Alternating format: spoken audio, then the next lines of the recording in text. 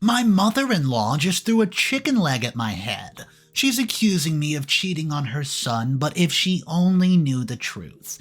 And unfortunately, I guess I'm going to have to expose the truth, the family secret, to everybody about what she's really been up to. I'm 43 and female, and I've pretty much never had a good relationship with my mother-in-law.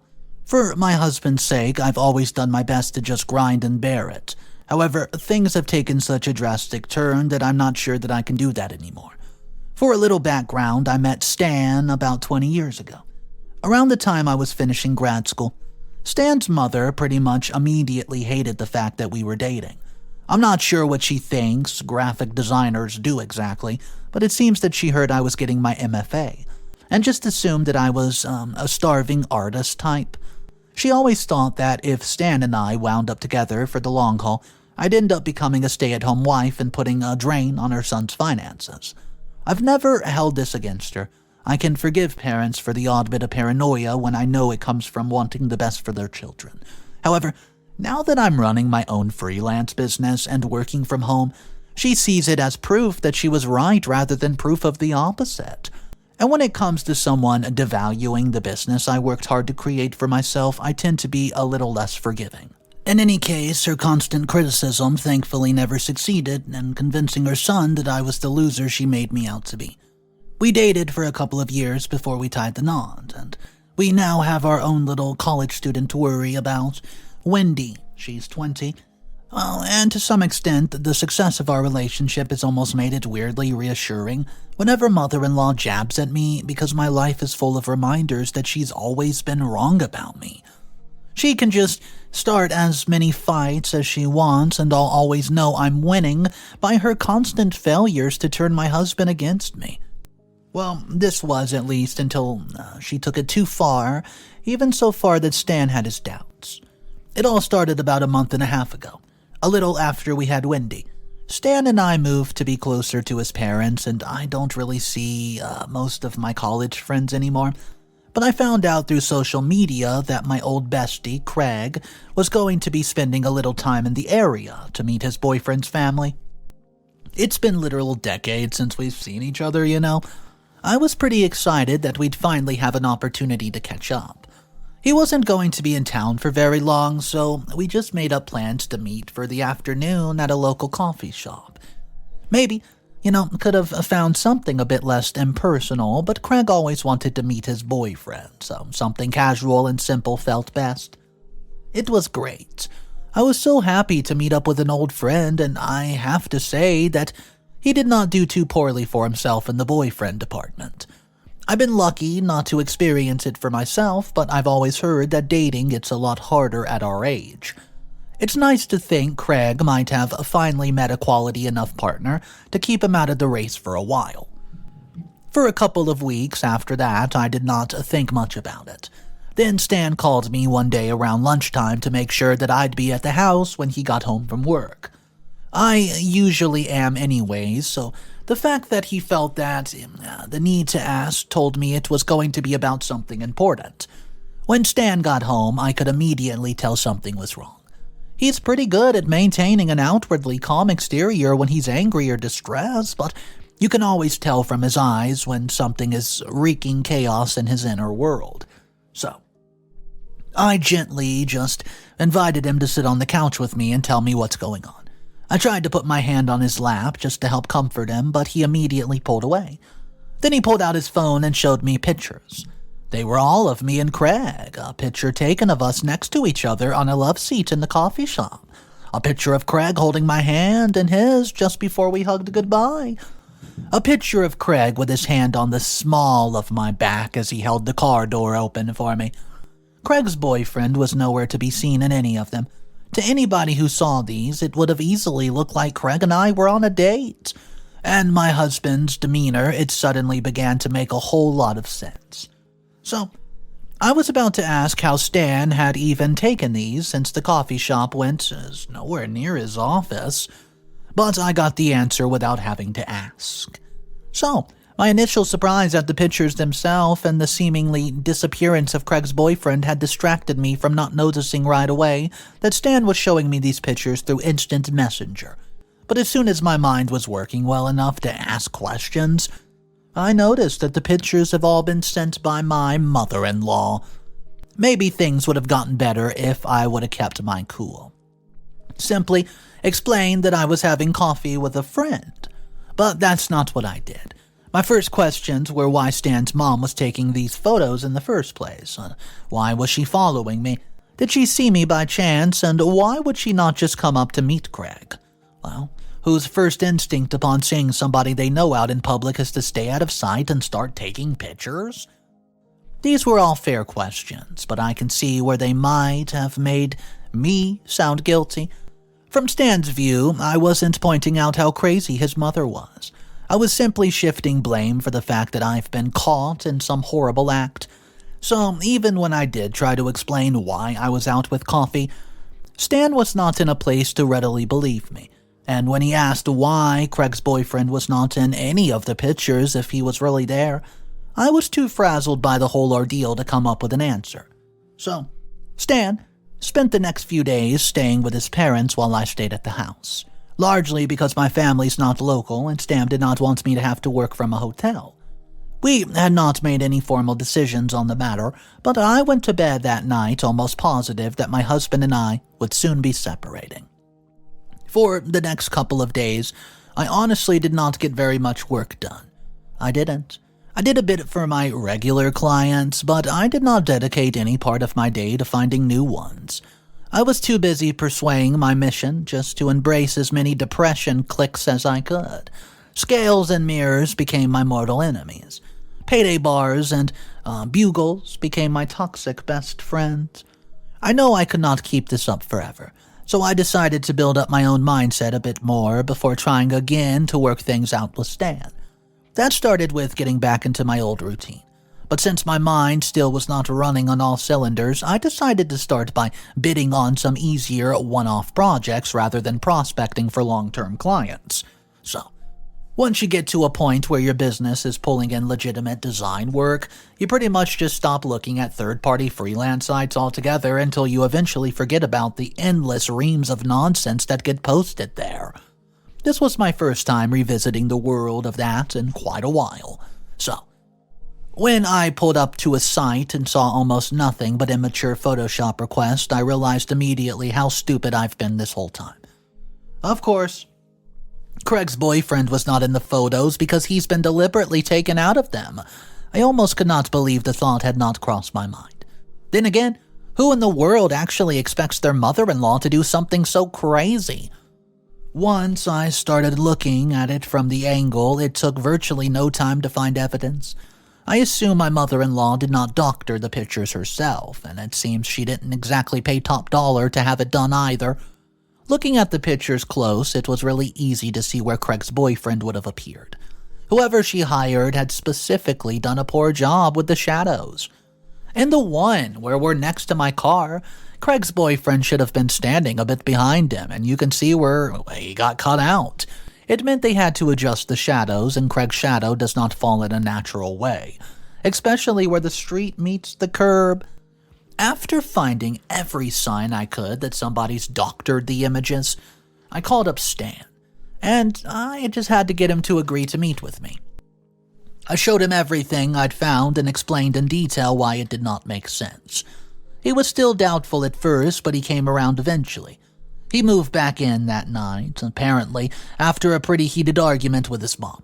I'd be lying if I wasn't just a bit disappointed that I did not get there before that, but he apparently told her that she would not be hearing from him again if she ever pulled anything like this again. Well, she hasn't, but that's not to say things have gotten better. If anything, it feels like her constant attempts to belittle me have gotten worse. She's even started to pull Wendy into it, questioning my ability to act as a mother to my own daughter. For instance, Wendy's roommate got caught with Adderall, which is pretty a big deal for anybody living in the campus apartments. Stan and I have done our part to support her and make it clear that we've been extremely disappointed if we found out that she knew what her roommate was doing or if any of it belonged to Wendy. Stan's mother is criticizing me for not making Wendy switch universities. I mean, how is this all somehow my fault but not Stan's is beyond me. I've seen other stories about horrible mother-in-law experiences. So I know a lot of people would say we're in the wrong for keeping contact with Stam's mom at all. Frankly, I think a lot of people who advise cutting contact have probably never been in the position of having to take that advice themselves. It's just not that simple, and I won't give my husband an ultimatum or ask him to make a decision that could hurt his relationship with his father as well, since I know that they're really close. Some would argue that Stan's father is just as guilty for staying married to a woman who would do all that to their woman, that their son loves. But relationships just aren't that cut and dry now, are they? Well, at the same time, I'm reaching the end of my rope with this woman. I avoid direct contact as much as I can, but I still have to hear about her ongoing criticism from Stan. And I'll be seeing her soon enough, as Stan's parents are about to celebrate their 50th anniversary. So I guess I'm hoping for some advice on what to do. Should I just be civil and try to ignore her? Or is it time to stop playing the doormat and tell her directly that she needs to stop causing problems? I'm learning that I need to lean more towards the latter. I'm just not exactly sure how or if I should go about bringing it up. Guys, any suggestions would be such appreciated. Update number 1. I just got back from my in-laws' golden anniversary party, and it did not go at all how I planned. After my first post, I got a lot of people telling me that I need to confront my mother-in-law, stand up for myself, and I had some doubts about whether her anniversary party was the best place to do it. But this has also been long overdue, and I did not think that I could afford to wait for the quote right time and place. So, I planned to pull her aside at some point and have a private chat with her. But over dinner, I started noticing some things and I thought were kind of odd, specifically involving my husband's Uncle Lee. For a bit of a background, Lee is not really Stan's uncle. My father-in-law spent a great deal of time overseas, not long after Stan was born. He's an ex-Army Ranger, which means he did not always get to spend a lot of time home between deployments. Well, that's one of the reasons I always was so forgiving with the way my mother-in-law treated me. I mean, since I knew that she spent a lot of Stan's childhood raising her all by herself. As a firm believer that every male needs, a model of another male. Stan's mom often invited Uncle Lee to provide that Lee and Stan's father have been boyhood friends, so I don't think my father-in-law would have entrusted the responsibility to anyone else so readily. Well, the point is, I know that Lee's pretty close with my husband's parents, yet some of his interactions with Stan's mother made me a little uncomfortable. Just little things like the way he would serve food onto her plate when dishes were getting passed around the table. I thought that he was just being a gentleman at first, but then I did not see any of the other men at the table serving their friends' wives like that. In most other circumstances, it would have been that kind of thing. I would idly ponder a bit before ultimately forgetting about it. But these weren't most circumstances. This was the night I was planning on confronting the woman who nearly broke apart my marriage, which is partly why I handle things a little less delicately than I probably should have.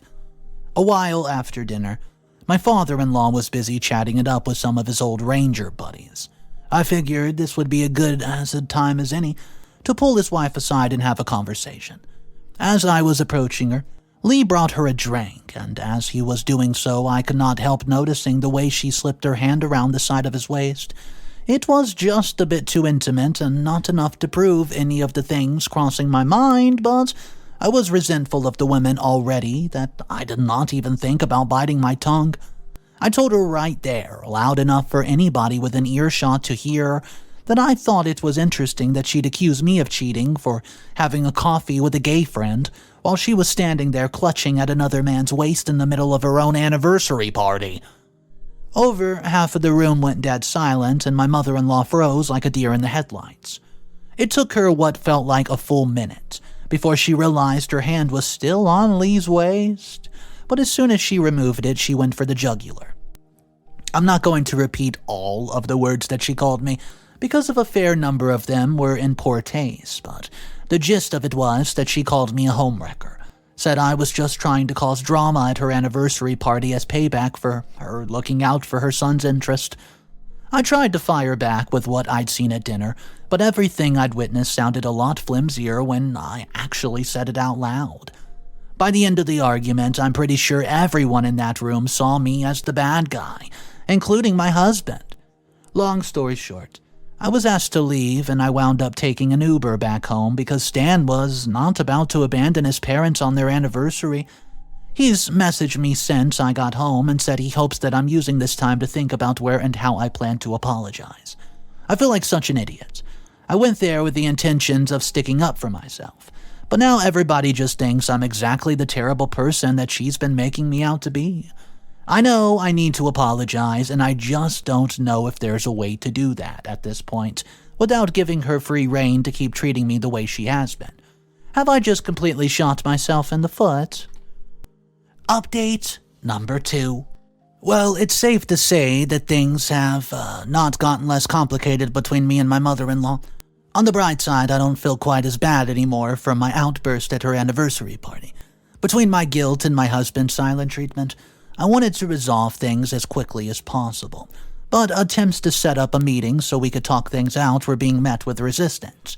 This really felt like it just needed to be an in-person conversation, but Stan's mother was completely refusing to meet with me. So I decided to take matters into my own hand. I happen to know a little bit about her schedule and the social groups that she used to keep active with and get out of the house to talk to. Whether this was the right course of action or not, I basically decided to just show up somewhere I knew she would be and kind of ambush her. I'm sure that doesn't sound great, but I was feeling pretty desperate, and you'll need to bear with me because there's a chance I'm actually about to sound even worse. My first plan was to show up after one of her weekly scrapbooking groups. I've been wanting to do something special for my daughter's 21st birthday, so I figured this would be a chance to kill 2 birds with 1 stone. Not only could I clear the air with my mother-in-law, but I could also get some information on scrapbooking classes in the process. So I got the information I wanted, but that was about it. My mother-in-law was not there, and I tried to ask around and see if maybe I'd gotten the time wrong, but nobody at the crafting place had ever heard of her. I figured maybe I had the wrong crafting place, so I decided on a different tactic. She frequently posts pictures online for her Brussels at the dog park, and she seems to go around the same days and times every week. Finding her there was almost a sure bet. And did I find her there with Lee? He did not appear to have a dog with him. Neither did I, so I just sat in the car and watched, and frankly I did not see much. They seemed a bit more touchy-feely than family friends should be, but there was nothing concrete, which is why I decided to wait until they left so I could follow them. Following somebody who drives that slowly gives you a lot of time to question your decisions. I knew that what I was doing was absolutely crazy. At the same time, she's been crazy enough in the way that she treated me that I reasoned it was my turn for a change. Interesting side note, the driver took us past the coffee shop where I met with Craig when he was in town. So now I have a pretty good idea what my mother-in-law might have been doing when she came across us and took those pictures. Well, they eventually got an ungating apartment complex where they parked and got out. I was pretty nervous at this point, and I never exactly have done this before and could only imagine what would happen if I got caught. I was parked a few cars behind them, but it's not like my mother-in-law's never seen my car before, you know. But if I was going to risk getting caught, I decided I might as well go all the way with it. I took my phone out and started taking a video. I then watched as they took Ewok out of the car and walked him into an apartment on the first floor. I'm guessing it was Lee's, since he was the one who unlocked it. And just as they were about to go in, my mother-in-law slipped her arm around Lee's waist and kissed him, in a way that put all my previous self-doubts to rest. This same woman was accusing me of cheating as undoubtedly having her own affair. I've not completely decided what to do with this information yet. A part of me thinks I should show it to my husband. Another part of me is thinking of just saving it for a rainy day, when she inevitably tries to villainize me again. But with the family already viewing me in a pretty negative light right now, I feel like either option just makes me look like the villain all over again. Because I can't bring it up without justifying the part where I followed and recorded my husband's mother, and that strikes me as not the best look. So I think I'm leaning towards being the bigger person. I'm going to reach out to her the same way I've been and just continue requesting a chance to talk. If she'll grant me that opportunity, then I'll bring this up with her privately. Give her a chance to confess to her husband on her own. I feel like it's the mature thing to do, or is there a better option I'm just not seeing? Guys, please let me know what you would do. Update. Well, I finally got my mother-in-law to see me, but it was not the private chat that I'd hoped for. That said, I can't say I feel all that badly about how things turned out. It was actually my father-in-law's idea because of my mother-in-law's refusal to speak with me since their anniversary. They have not been seeing much of Stan lately. Stan's dad wanted to change that, but Stan would not agree to have dinner with him unless I was invited so that his mom and I could patch things up. I had not told Stan yet about her and Lee, since she still had not given me a chance to bring it to her privately. Being the big person and giving her a chance she never gave me was extremely important to me, We scheduled it for the weekend, and Wendy could come too, and since she'd missed her grandparents' anniversary, just to finish up an essay. If Wendy had not been invited, I'm not sure things would have played out the way that they did. Things started out really civil, although my mother-in-law and I were mostly avoiding direct conversation. We did not get a chance to talk before dinner.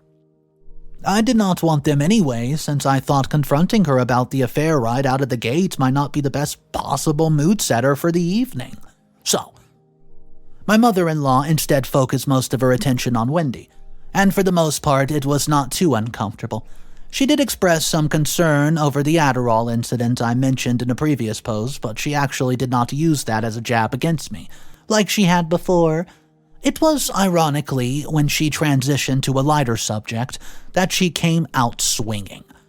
So, Wendy, have you been seeing any new boys lately? Oh, then she turned to me. Oh, not you, dear. I was talking to your daughter. Stan started to say something, but I held my hand out for him to stop. Unlike at the anniversary, I kept my composure this time.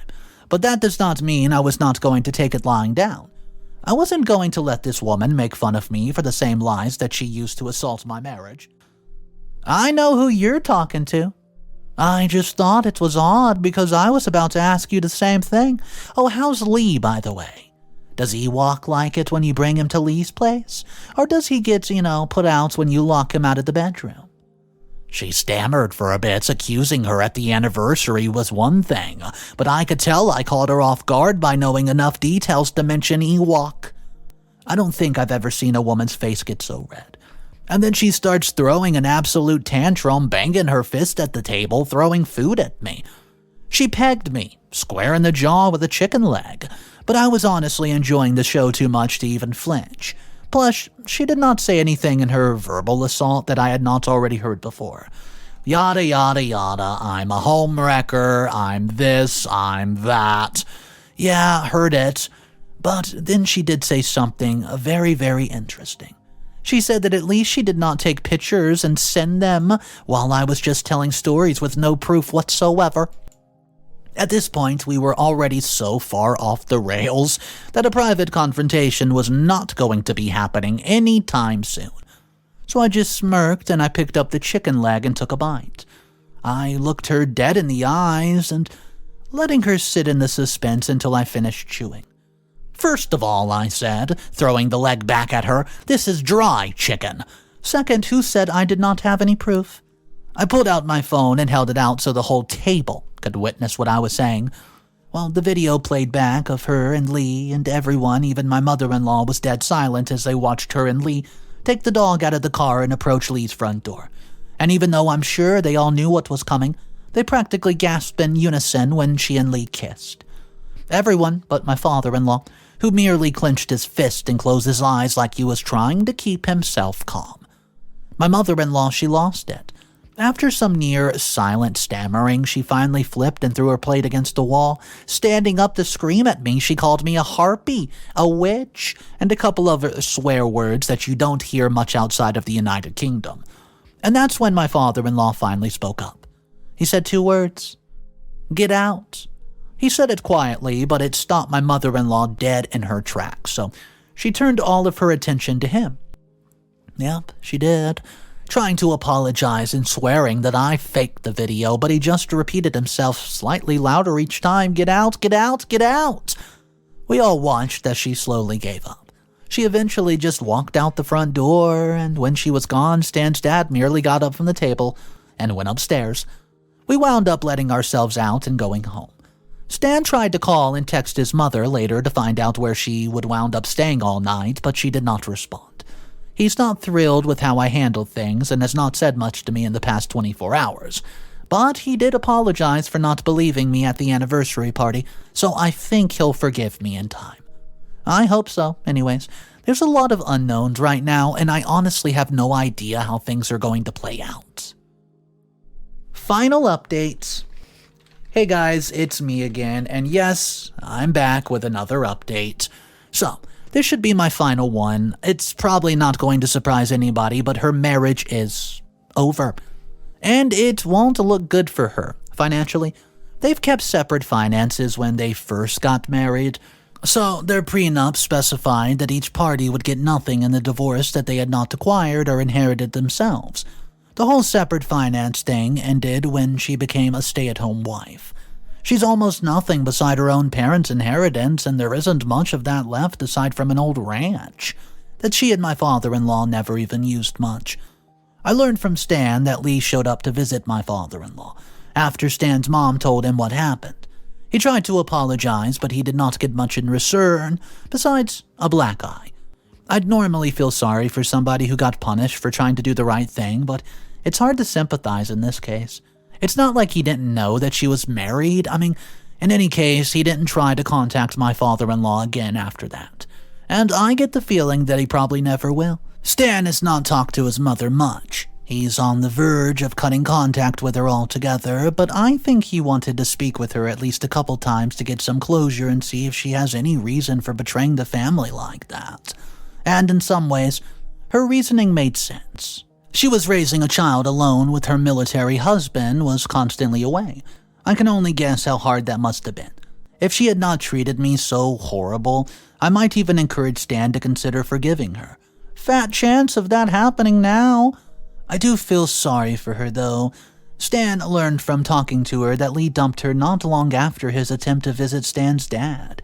Apparently, he's not much of a commitment guy. Being the only man in her life changes the dynamic in a way that he did not want. He also comically said that he does not trust her anymore because she has a history of cheating, and I actually think Lee's kind of despicable for pinning that all on her. But I have to admit that it still made me laugh. In the end, it's a good thing my mother-in-law had that ranch. Without Lee to fall back on, without my husband's moral support, she doesn't have many people left. Their mutual friends are naturally siding with a veteran who got cheated on rather than the woman who did the cheating. And since it turned out that most of the social group she used to be a part of just lied to cover up her affair, she doesn't really have friends of her own anymore. The last time Stan talked to her, my mother-in-law's plan was to stay at the ranch so she could try to enjoy the countryside without the risk of running into anyone she knows. It's so miserable. It could almost break your heart, but mine's a bit stony on this one, considering everything that's happening to her is exactly what she tried to do to me.